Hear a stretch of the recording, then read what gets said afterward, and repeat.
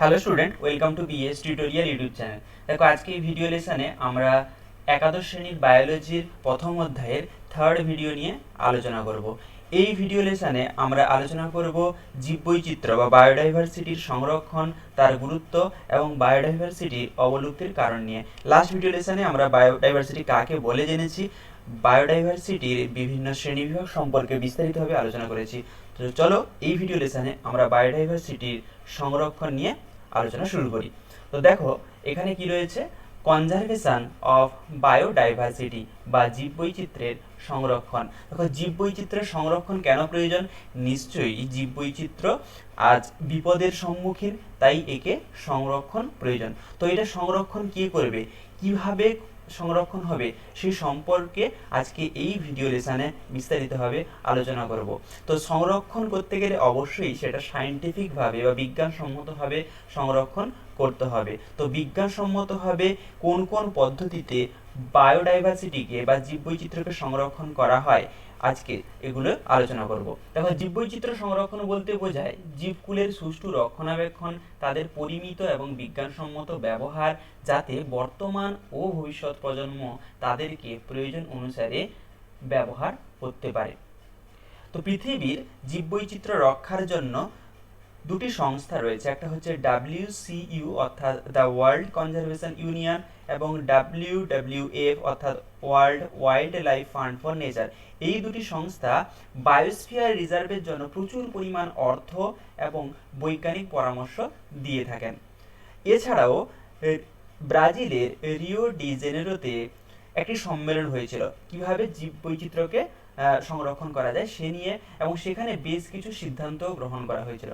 সেই সিদ্ধান্তগুলোকে 1993 খ্রিস্টাব্দে ডিসেম্বর মাসের 29 তারিখ সেটাকে কার্যকর করা হয়। এবারে জীববৈচিত্র্য সংরক্ষণ কিভাবে হবে? মূলত জীববৈচিত্র্য বা বায়োডাইভার্সিটিকে সংরক্ষণ করার জন্য দুটি উপায় রয়েছে। একটি উপায় তোমরা দেখতে পাচ্ছ এখানে, ইনসিটু সংরক্ষণ। এছাড়াও আরেকটি রয়েছে এক্স সিটু সংরক্ষণ, এক্সিটু কনজারভেশন। তাহলে ইনসিটু কনজারভেশন এবং এক্সিটু কনজারভেশন, এই দুটো পদ্ধতিতে কিন্তু মূলত জীববৈচিত্র্যকে সংরক্ষণ করা যায়। তো ইনসিটু কনজারভেশন কি?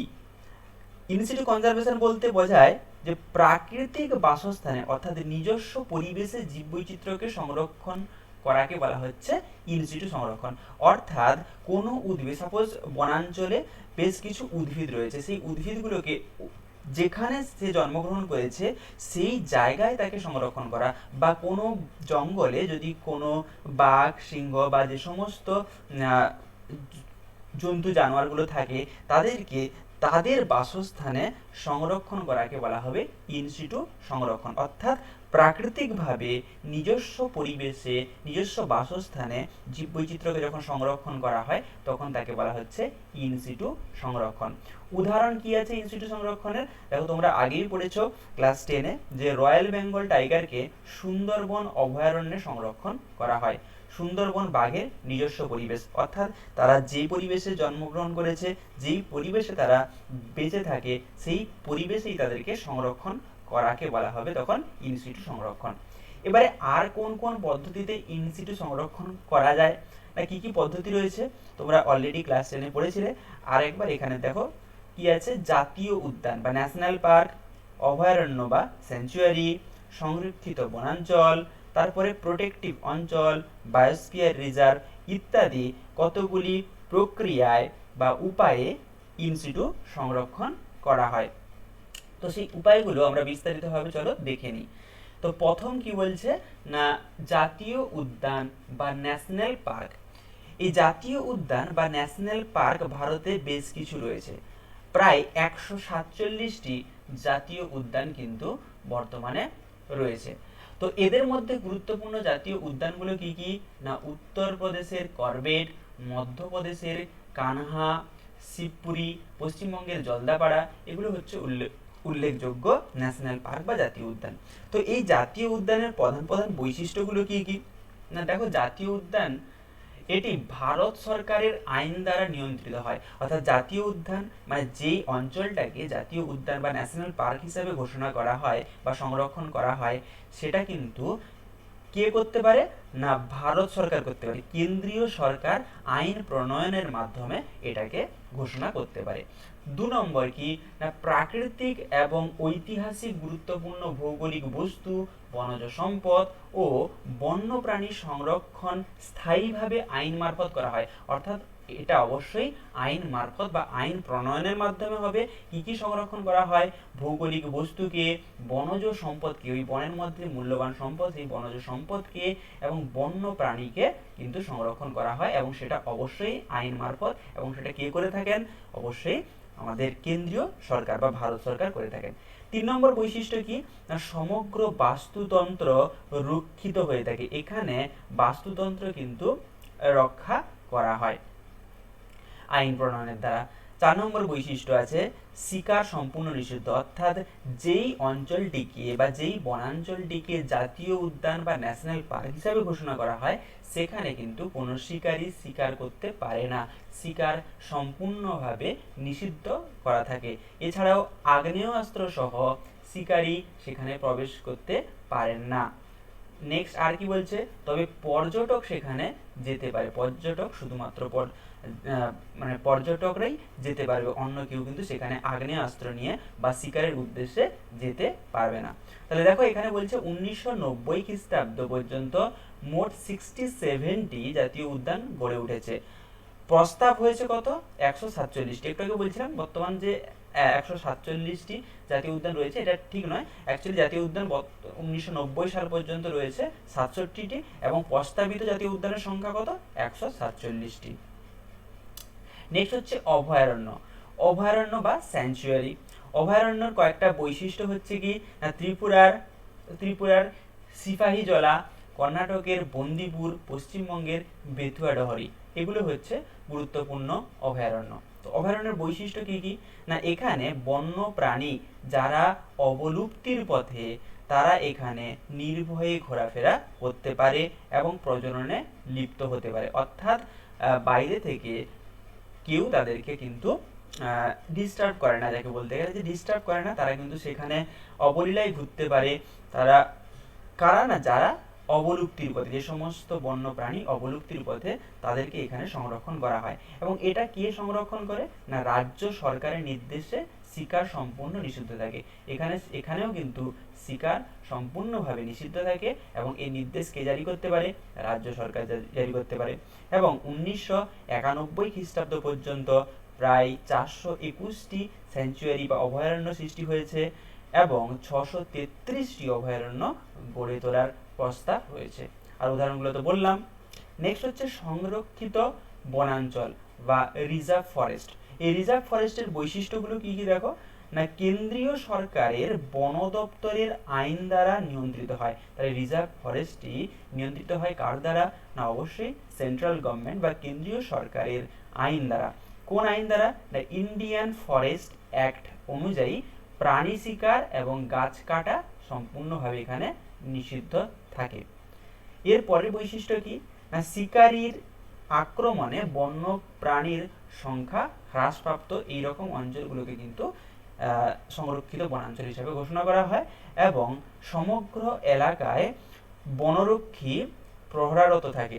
দিন রাত দিবারাত্র সেখানে বনরক্ষীরা প্রহরারত অবস্থায় থাকেন। এবং ভারতের কয়েকটি সংরক্ষিত বনাঞ্চলের উদাহরণ আছে কি? পশ্চিমবঙ্গের চাপড়ামারি, বৈকুণ্ঠপুর, অসমের কাজিরাঙা, গুজরাটের গির, এগুলো হচ্ছে উল্লেখযোগ্য রিজার্ভ ফরেস্ট বা সংরক্ষিত বন। এছাড়াও আর কিছু উল্লেখযোগ্য ইনস্টিটিউট সংরক্ষণের পদ্ধতি রয়েছে, সেটা হচ্ছে সংরক্ষিত অঞ্চল বা প্রোটেক্টেড এরিয়া। এর বৈশিষ্ট্য কি? না বন এবং বনাঞ্চল নাও হতে পারে, এই স্থানে বিপদগ্রস্ত প্রাণীদের রাজ্য সরকার আইন দ্বারা সংরক্ষণ করে। কিছু বিশেষ বিশেষ অঞ্চলে রাজ্য সরকার আইন প্রণয়নের দ্বারা সংরক্ষণ করে থাকে। এই ধরনের অঞ্চলকে বলা হয় প্রোটেক্টেড এরিয়া বা সংরক্ষিত অঞ্চল। এছাড়াও দিবারাত্র বনরক্ষী উপস্থিত সেখানে থাকে। নেক্সট হচ্ছে গেম রিজার্ভ। গেম রিজার্ভের বৈশিষ্ট্য কি? না গুরুত্ব অনুসারে যে কোনো রাজ্য সরকার একটি অরণ্যকে গেম রিজার্ভ হিসাবে ঘোষণা করতে পারে, এবং এখানে শিকার অবশ্যই সম্পূর্ণভাবে নিষিদ্ধ থাকে। নেক্সট খুবই ইম্পর্টেন্ট, সেটা হচ্ছে বায়োস্ফিয়ার রিজার্ভ। বায়োস্ফিয়ার রিজার্ভ, এই বায়োস্ফিয়ার রিজার্ভটা কি এবং কে ঘোষণা করে? দেখো, জীববৈচিত্র্য রক্ষার জন্য ইউনেস্কো বলে একটা ইউনাইটেড নেশনের অধীনে একটা সংস্থা রয়েছে, যার পুরো নাম হচ্ছে United Nations Educational, Scientific and Cultural Organization. UNESCO অর্থাৎ এর পুরো নাম হচ্ছে কি United Nation Educational, Scientific and Cultural Organization. এই ইউনাইটেড নেশনের একটা প্রোগ্রাম আছে, যেটা কি না ম্যান অ্যান্ড বায়োস্ফিয়ার রিজার্ভ, বা যাকে বলা হয় কি এমএবি। এই প্রোগ্রামটা তৈরি করা হয়েছে। এই এমএবির লক্ষ্যগুলো কি কি না, প্রধান লক্ষ্য হচ্ছে উদ্ভিদ, প্রাণী এবং অণুবীক্ষণিক জীবদের যে বৈচিত্র্য রয়েছে বা অখণ্ডতা রয়েছে সেগুলোকে রক্ষা করা এবং বাস্তুতন্ত্র সংরক্ষণ ও বিভিন্ন পরিবেশের তথ্য সম্পর্কে গবেষণা করা। এছাড়াও আর কি কি এদের লক্ষ্য না, শিক্ষা, জ্ঞান অর্জন, ট্রেনিংয়ের সুযোগ সুবিধা প্রদান করা শিক্ষার্থীদের ক্ষেত্রে। এছাড়াও বায়োস্ফিয়ার রিজার্ভ বাস্তুতন্ত্রের সঙ্গে মনুষ্য সম্প্রদায়েরকে সংরক্ষিত করা। এই হচ্ছে যে এমএবি অর্থাৎ ম্যান অ্যান্ড বায়োস্ফিয়ার রিজার্ভের মূল লক্ষ্য। তো বায়োস্ফিয়ার রিজার্ভের মূলত 3টা অঞ্চল থাকে, তোমরা এর আগে পড়েছো। সেই অঞ্চলগুলো কি কি? অঞ্চলগুলো হচ্ছে কোর অঞ্চল, বাফার অঞ্চল এবং ট্রানজিশন অঞ্চল। অর্থাৎ বায়োস্ফিয়ার রিজার্ভের একদম মাঝখানের দিকে যে অঞ্চলটা থাকে সেটা হচ্ছে কোর অঞ্চল। কোর অঞ্চলের একদম বাইরের দিকে যে অঞ্চলটা থাকে সেই অঞ্চলটাকে বলা, এটা মাঝখানে যেটা থাকে সেটা হচ্ছে কোর অঞ্চল। এবং সব থেকে বাইরের দিকে যে অঞ্চলটা থাকে, বাইরের দিকে সেটাকে বলা হয় কি না ট্রানজিশন অঞ্চল। ট্রানজিশন অঞ্চল। এবং মাঝখানে যে অঞ্চলটা থাকে সেই অঞ্চলটাকে বলা হয় কি না বাফার অঞ্চল। এই বাফার অঞ্চল কোর অঞ্চল এবং ট্রানজিশন অঞ্চলের মাঝখানে অবস্থান করে। তো এই হচ্ছে তোমাদের মোট 6 ধরনের ইনস্টিটিউ সংরক্ষণের পদ্ধতি সম্পর্কে যেটা তোমাদের বইতে দেওয়া আছে সেইগুলো। এরপরে দেখো, গুরুত্বপূর্ণ বায়োস্ফিয়ার রিজার্ভের কিছু নাম মনে রাখতে হবে। বিভিন্ন জাতীয় উদ্যান এবং অভয়ারণ্যের মধ্যে কতগুলি প্রতিনিধিমূলক বাস্তুতন্ত্র অর্থাৎ 18টি বায়োস্ফিয়ার তৈরির প্রস্তাব দেওয়া হয়েছে। এই বায়োস্ফিয়ারগুলো কি কি? যেগুলো জাতীয় উদ্যান বা অভয়ারণ্য রয়েছে সেগুলোকে বায়োস্ফিয়ারে করার জন্য প্রস্তাব দেওয়া আছে। তার মধ্যে 18টার মধ্যে গুরুত্বপূর্ণগুলো কি কি হলো, সুন্দরবন, নীলগিরি, এছাড়াও কি গ্রেট নিকোবর, তারপরে নন্দা দেবী, এগুলো মনে রাখতে হবে। এছাড়াও কি না গুরুত্বপূর্ণ হচ্ছে শিমলিপাল উড়িষ্যার, এবং মানস অসমের, তারপরে নকরেক মেঘালয়ের, দেহাং দেবাং অরুণাচল প্রদেশ। এই কয়েকটা তোমরা অবশ্যই মনে রাখবে। নেক্সট, এরপরে রয়েছে এক্স-সিটু সংরক্ষণ। এক্স-সিটু সংরক্ষণ মানে কি না উদ্ভিদ বা প্রাণীর আবাসস্থলের বাইরে তাদের সংরক্ষণ করার পদ্ধতিকে বলা হয় এক্স-সিটু সংরক্ষণ। অর্থাৎ উদ্ভিদ বা প্রাণী যে বাসস্থানে জন্মগ্রহণ করেছে সেই বাসস্থানে তাদের সংরক্ষণ না করে তাদেরকে সেখান থেকে অন্য কোথাও নিয়ে গিয়ে সংরক্ষণ করাকে বলা হয় এক্স-সিটু সংরক্ষণ। উদাহরণ কি না রয়্যাল বেঙ্গল টাইগারকে আলিপুর চিড়িয়াখানায় রেখে তাদের বাঁচিয়ে রাখা এবং বংশবৃদ্ধি করা হচ্ছে এক্স-সিটু সংরক্ষণ। রয়্যাল বেঙ্গল টাইগার কোথায় থাকে? সুন্দরবনে থাকে। তাকে সুন্দরবন থেকে নিয়ে এসে কোনো চিড়িয়াখানাতে রেখে তাকে বৃদ্ধি করা, তাকে বাঁচিয়ে রাখা এবং বংশবিস্তার করাকে বলা হচ্ছে এক্স-সিটু সংরক্ষণ। তো এক্স-সিটু সংরক্ষণ কি কি পদ্ধতিতে হয় না তোমরা আগে পড়েছো, চিড়িয়াখানা, তাছাড়া এছাড়াও রয়েছে বোটানিক্যাল গার্ডেন। চিড়িয়াখানাতে কাদের সংরক্ষণ করা হয় না চিড়িয়াখানাতে সংরক্ষণ করা হয় প্রাণীকে, আর বোটানিক্যাল গার্ডেনে সংরক্ষণ করা হয় উদ্ভিদকে। এছাড়াও একটা রয়েছে সেটা হচ্ছে ক্রায়ো সংরক্ষণ বা ক্রায়ো প্রিজার্ভেশন। এই ক্রায়ো প্রিজার্ভেশন কি না যে পদ্ধতিতে সমগ্র কোষ অথবা কলাকে রাসায়নিক বিক্রিয়ার ক্ষতিকর প্রভাব থেকে রক্ষা করার জন্য 0°C নিচে অর্থাৎ কম উষ্ণতায় সংরক্ষণ করা হয়, তখন তাকে বলা হয় ক্রায়ো প্রিজার্ভেশন। তাহলে পদ্ধতি হচ্ছে 1 নম্বর জার্ম প্লাজম ব্যাংক বা শুক্রাণু বা ডিম্বাণু সংরক্ষণ। শুক্রাণুকে বা ডিম্বাণুকে সংরক্ষণ করা হয় জার্ম প্লাজম ব্যাংকে। এছাড়া উদ্ভিদ প্রজাতি সংরক্ষণের সহজতম উপায় হলো জিন এবং সিড ব্যাংক। পরাগরেণু, বীজ, গাছের বিভিন্ন অংশ -196 ডিগ্রি সেলসিয়াস তাপমাত্রায় তরল নাইট্রোজেনে সংরক্ষণ করা হয়। একে একটু আগে বললাম, একে বলা হয় কি ক্রায়ো প্রিজার্ভেশন বা ক্রায়ো সংরক্ষণ। এছাড়াও দেশের বিভিন্ন প্রান্তে চিড়িয়াখানা রয়েছে যেখানে বহু বিলুপ্ত প্রায় প্রাণীকে সংরক্ষণ করা হয়। এছাড়া বোটানিক্যাল গার্ডেনটে দেশ বিদেশের বিভিন্ন প্রজাতির উদ্ভিদকে সংরক্ষণ করা হয়। এই হচ্ছে এক্স সিটু সংরক্ষণ, অর্থাৎ উদ্ভিদ বা প্রাণীকে তাদের নিজস্ব বাসস্থান থেকে অন্যত্র নিয়ে গিয়ে তাকে সংরক্ষণ করা হয়। এরপরে কি আছে দেখো, জীববৈচিত্র্যের গুরুত্ব, ইম্পর্টেন্স অফ বায়োডাইভার্সিটি। জীববৈচিত্র্যের কি গুরুত্ব রয়েছে, কেন এত কোটি কোটি টাকা খরচ করে বিভিন্ন সংস্থা তৈরি করে আইন প্রণয়ন করে তাদেরকে সংরক্ষণ করা হবে। তো এর গুরুত্ব কি, কেন সংরক্ষণ আমরা করছি না, দেখো জীববৈচিত্র্যের একটা বিশেষ গুরুত্ব রয়েছে কি না, খাদ্যের উৎস হিসাবে সবুজ উদ্ভিদ। দেখো আমরা প্রত্যক্ষ বা পরোক্ষভাবে যে ধরনের খাদ্য গ্রহণ করি তা সম্পূর্ণরূপে কিন্তু আসে কোথা থেকে না, সবুজ উদ্ভিদ থেকে। তো খাদ্য শৃঙ্খলের মাধ্যমে বাস্তুতন্ত্রের প্রতিটি জীব খাদ্য উৎপাদকের কাছ থেকে পর্যায়ক্রমে পুষ্টি পদার্থ সংগ্রহ করে এবং বর্তমানে চাষযোগ্য মোট উদ্ভিদ প্রজাতির সংখ্যা হচ্ছে 2500। অর্থাৎ আমরা যে খাদ্য গ্রহণ করি সেখানে যে পুষ্টি মূল্য থাকে সেটা প্রত্যক্ষভাবে বা পরোক্ষভাবে কোথা থেকে আসে না, সেই সবুজ উদ্ভিদ থেকে। সবুজ উদ্ভিদ সূর্যালোকের উপস্থিতিতে বায়ু থেকে কার্বন ডাই অক্সাইড নিয়ে এবং মাটি থেকে শোষিত জল এবং মিনারেলসের দ্বারা কি করে না, ফটোসিনথেসিস বা সালোকসংশ্লেষ করে এবং শর্করা জাতীয় খাদ্য উৎপন্ন করে। সেই খাদ্য কোনো প্রাণী সেটাকে গ্রহণ করে এবং খাদ্য শৃঙ্খলের মাধ্যমে সেটা আবার উন্নত প্রাণী অর্থাৎ মানুষের দেহে এসে পৌঁছায়। তার মানে কি না, খাদ্যের উৎস হিসাবে সবুজ উদ্ভিদকে সংরক্ষণ করা খুবই প্রয়োজনীয় এবং বর্তমানে চাষযোগ্য উদ্ভিদ প্রজাতির সংখ্যা কত না, 2500টি।